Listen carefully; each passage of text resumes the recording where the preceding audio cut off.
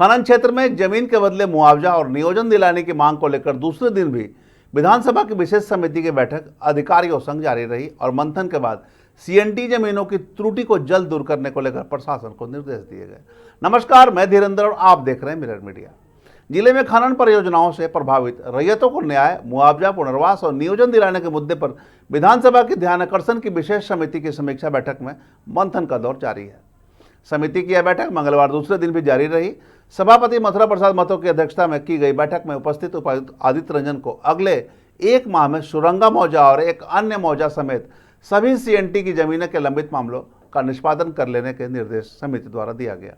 बैठक के बाद समिति स्थल निरीक्षण को निकली। समिति की यह समीक्षा बैठक बुधवार को भी सर्किट हाउस में जारी रहेगी, जिसमें hurl, Sindri, DVC Maithon power limited और एफसीआई के अधिकारियों को भी बुलाया गया है।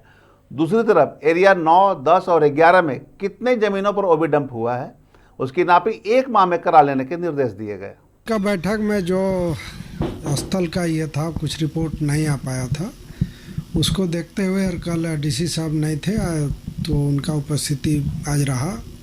बैठक में यह तय हुआ कि सीएनटी परमिशन के लिए जो आवेदन आया है वो उसको एक महीना में निष्पादित करने का, और अंचल से जो लिया गया है या जो बाकी है उसको भी एक महीना में सारे आवेदन को लेकर के परमिशन दे करके जो ओबी डंपिंग हो गया है जिन रैयती ज़मीन पर उनका भुगतान। इसके अलावा पूरे एरिया 9, 10 और 11 का मापी का तय हुआ, जिसमें 10 और 11 सुरुंगा और भौरा का एक महीना में नापी करा के चिन्हित कर लिया जाएगा कितने ज़मीन पर डंपिंग हुआ है, कितना सरकारी ज़मीन पर है।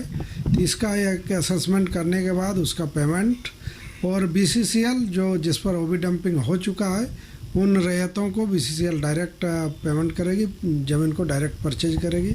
ये तय हुआ और ये एक महीना में उसको चिन्हित कर लिया जाएगा। नियोजन का भी है, जैसे मुआवजा मिलेगा। जिसका 2 एकड़ ज़मीन हो रहा है उनको नियोजन मिलेगा, बाकी को मुआवजा राशि मिलेगा।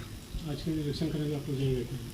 हाँ, तय हुआ कि दामोदर नदी में जो डंपिंग हुआ है उसको स्थल निरीक्षण कमेटी करेगी।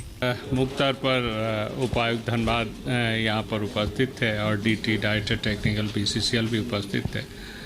तो जितने भी पेंडिंग सीएनटी केसेस है जो उपायुक्त के कोर्ट में है, उसको इमीडिएटली एक महीना के अंदर 2 मौजा का एटलीस्ट सुरुंगा और एक कोई मौजा है वो इमीडिएटली क्लियर करने के लिए बोला गया है।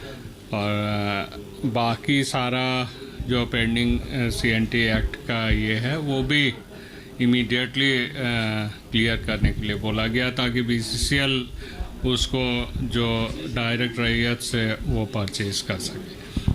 और इसको छोड़कर भी हाल का भी मामला आई जो कोई रोड में वो लोग पैसे ले रहे हैं, और तो इसलिए हाल और एफसीआई दोनों को कल फिर से बुलाया गया। डीवीसी को भी कल बुलाया गया जो उन लोग कितना ज़मीन अधिग्रहण की है। इसके साथ साथ मैथन पावर लिमिटेड की भी पूरी लिस्ट हम लोगों ने मांगा है। कल भी बैठक होगी? कल भी होगी। अभी हम लोग जाएंगे लोधना साइड, जहाँ पर दामोदर नदी पे जो भी गिराने की मामला बार बार आ रही है उसकी निरीक्षण करेंगे। बता दें कि 9 महीने पूर्व विधायक सिंदरी द्वारा सुरंगा में आउटसोर्सिंग कंपनी द्वारा ओवरबर्डन डंपिंग का मामला संज्ञान में लाया गया था, जिसके बाद विधानसभा की विशेष समिति का गठन किया गया था। समिति प्रयासरत है कि जितने रैयतों की जमीन का उपयोग खनन के लिए किया जा रहा है उन्हें जमीन के एवज में पूरा मुआवजा मिले। अब देखना होगा कितनी जल्दी सुविधाओं का लाभ रैयतों को मिल पाता है और जो मांगे लंबित है वो कितनी जल्दी पूरा हो पाती है। तमाम इससे जुड़ी खबरों से लगातार आपको अपडेट करवाते रहेंगे। बने रहे मिरर मीडिया के साथ।